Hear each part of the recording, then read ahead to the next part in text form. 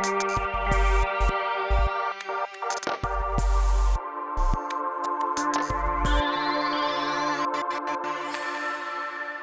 plate today with, now it's my pleasure to introduce our speakers today. Robin Reale is going to kick things off. Robin is an ordained minister and metaphysician through Fellowships of the Spirit, the school I mentioned earlier. She's also a terrific spiritualist historian, and that's what she's going to talk a little bit about today, is the past of spiritualism and how we got to where we are now. She serves churches throughout Massachusetts, where she lives, and the rest of New England, and now Florida as well.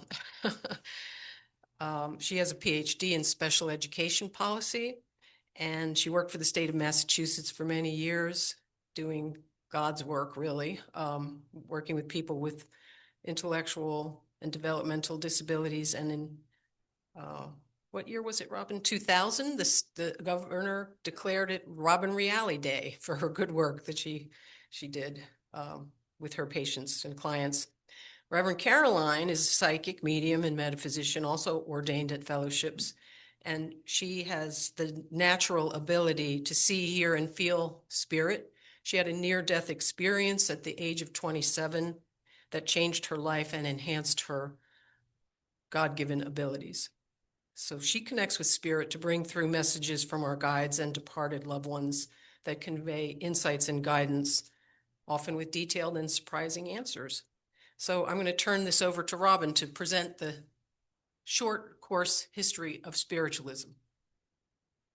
Thank you, Wayne.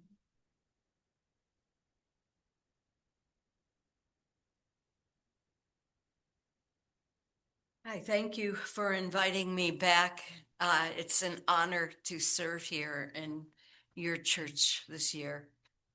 So spiritualism, the prequel, it didn't just come out of thin air all of a sudden in the 1848s. Spiritualism as a religion also is just not in the United States, but it's all over the world. There are many people who led the way to spiritualism.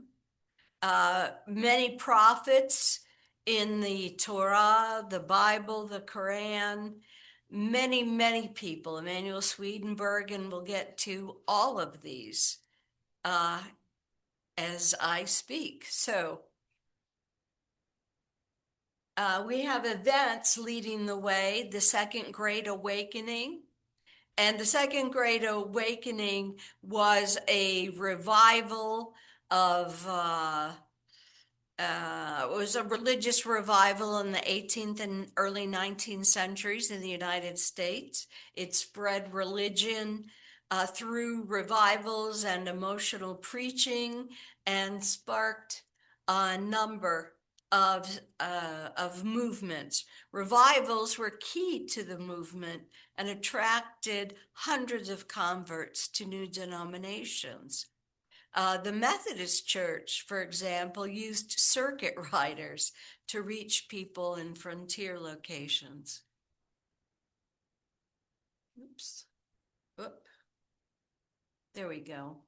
So we have the Second Great Awakening, mesmerism, the Industrial Revolution, communication, the telegraph, transportation, the Erie Canal railroads, abolition, women's suffrage, education reform, education for women, the Civil War, emancipation, mass casualties, and the need for solace. And so when we have the birth of modern spiritualism in 1848, it really took root because it was easy to communicate, much easier than it had been a century before. The Erie Canal, the railroads allowed people to travel and spread information. I want to talk just a little bit about the prophets in the Bible. As you know, mediums, as we were trained, the three of us went to the school of prophecy and healing. It wasn't called mediumship, even though that's what we do. Historically, it's called, what we do is called prophecy. And there are many, many prophets, mediums in the Bible. Now, mostly we hear about the male prophets in the Old Testament. There are many, many male prophets. There are approximately 48, as you can see here, prophets in the Old Testament. And it's recorded, you can see where in the Bible it's recorded. And later on, if anyone wants a list of this, you could give me your email. I can send you an email if you're curious to look these up and look up prophecy. Now, there were Old Testament prophets, of course, then there were New Testament prophets. John the Baptist started it out. Jesus Christ, of course, was one of the major prophets, of course. Barnabas, Simeon, not all of the apostles were prophets, but all of the apostles were healers. And I think that's a very important part of Jesus's ministry, was sharing his heart and the gift of healing with his apostles, who then shared it with many others. Now we have the prophetesses of the Bible, and there are fewer women who are prophets. And with the female prophets, many of them, again, there are few, but they're described by their relationship to a man. In other words, there were 4 daughters who were prophets, 3 wives, 1 widow, 4 virgins, right? They talk about this. That was important to them. But the 4 virgins were daughters of Philip. And 3, the marital status was unknown. Now, I want to talk a little bit about what happens when a woman is not attached to a man, but is a prophet. And if you remember back in the Old Testament, we have King Saul. And King Saul was friends with Samuel. Now, Samuel, who united the tribes of Israel, was a prophet. Samuel was a prophet. And it was, he was communicating with his spirit guides and angels, which is what we do here. And when he passed, he became a spirit guide for King Saul. So in the Bible, they don't say Samuel, they say Samuel's a prophet, but they don't say when he passes into spirit, he becomes a spirit guide. And so Samuel, as a spirit guide, contacts King Saul. And King Saul communicates with Samuel, who's in the spirit world. Well, it comes to the night before a battle with the Philistines. And King Saul is praying and trying to contact Saul. Saul isn't communicating. Or if he's communicating, they're not on the same wavelength. And so Saul goes to a prophetess, a medium, who in the Bible calls the Witch of Endor. And in the Bible, and even sometimes today, certainly in Salem, Massachusetts, I live in Massachusetts, if someone is not liked, or if someone owns property that you want, and is a woman. If a woman is not connected to a man, she's often called a witch. Now, there are witches. Wiccan is a separate religion. We are not witches. We are healers and mediums and prophets. So King Saul went to, in disguise, the witch of Endor, and he said, I need to contact Samuel, who is in spirit now. And the witch says, oh, I can't do that. You said that sorcery is outlawed, punishable by death.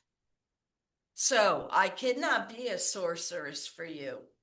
And he's going, please, please, I have a big battle tomorrow. Is Samuel here? She says, all right, Samuel is here. And so, as you see, it shows a woman. This is how she's depicted in drawings of the Bible scene of a witch. Samuel in spirit is to the right. King Saul is with his sword, and he's in awe by all of this and all of her power. His men are over there to the left. And she brings through Samuel. And she says, Samuel is saying that you are going to die in this battle. Wow. Next day, Samuel goes into battle. He's in battle, leading his troops against the Philistines. And the Philistines are winning. And Saul says to his swordman, I don't want to be captured. They'll torture me. So he has his swordman kill him with his sword. He wasn't able to kill himself. You know, back then people fell on their sword, but he wasn't able to do that. So he did die. All right, next I want to talk just briefly about the Pythias, the oracles. They called them the Oracle of Delphi in Greece.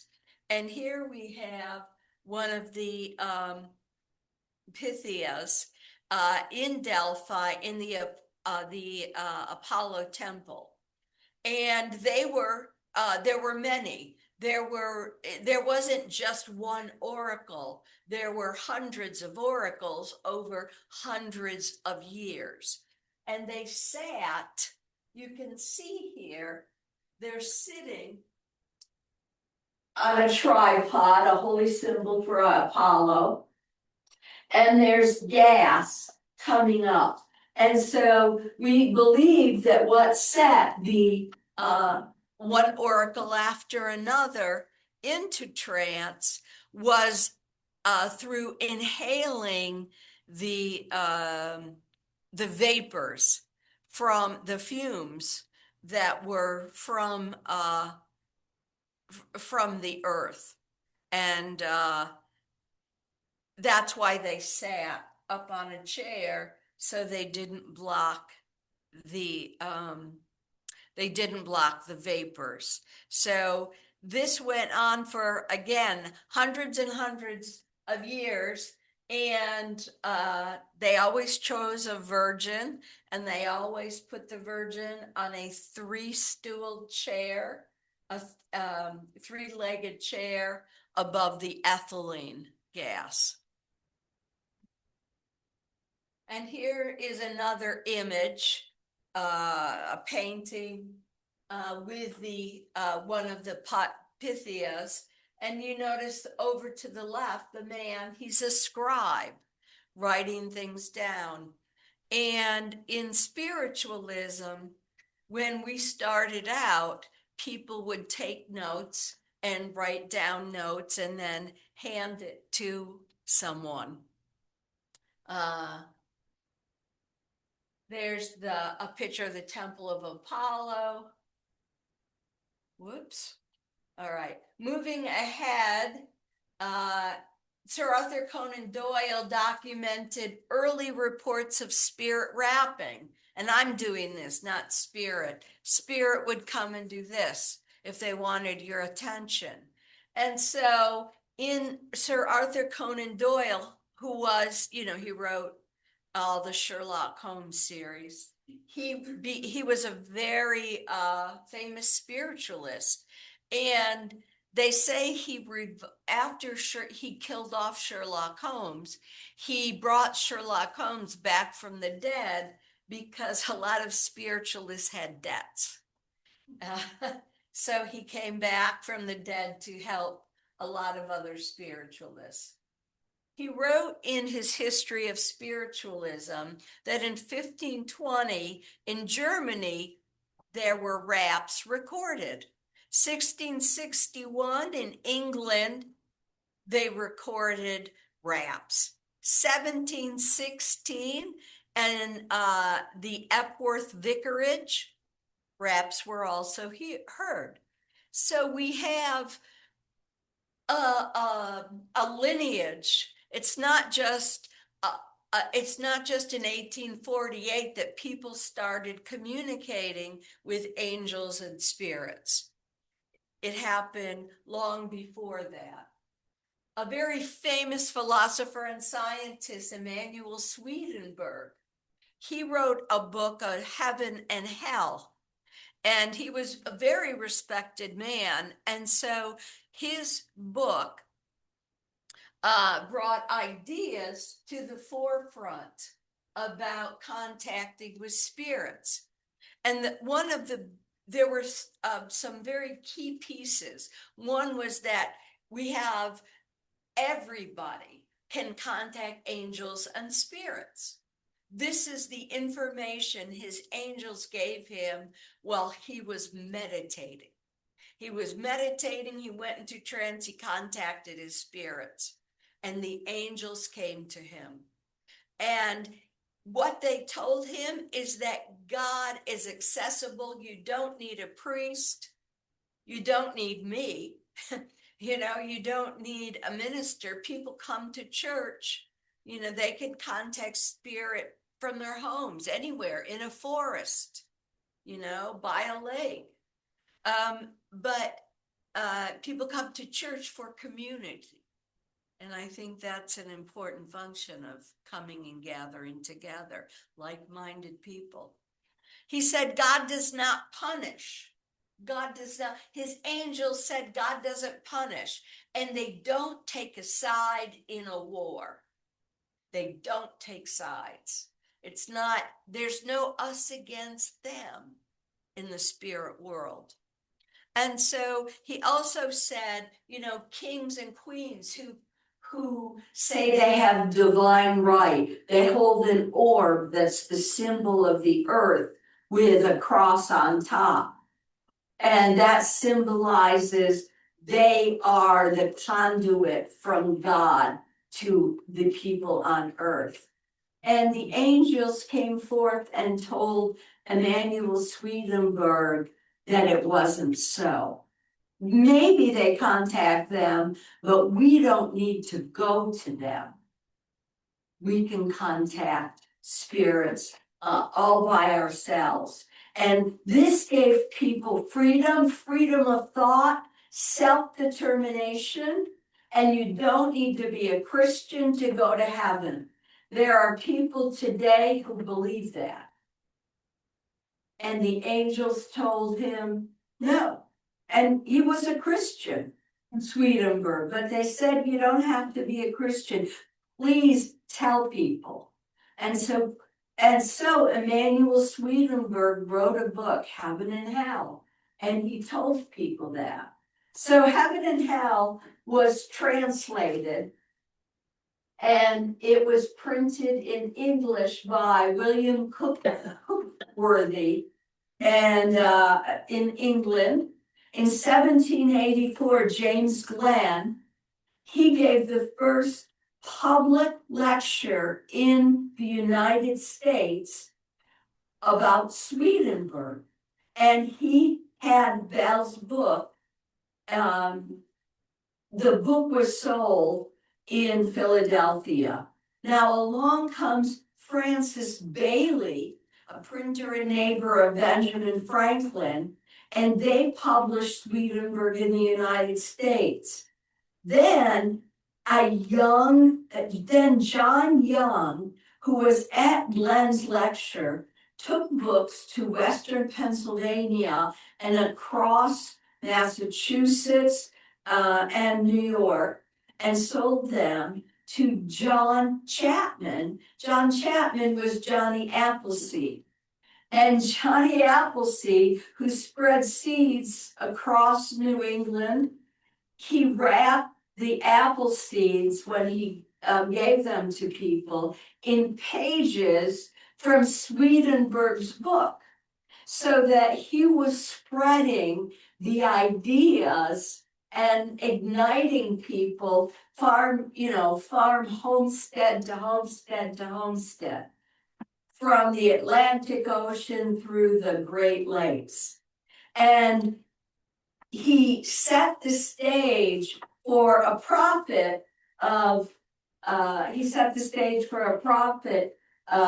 spiritualism, who contacted Swedenborg in spirit. Oops.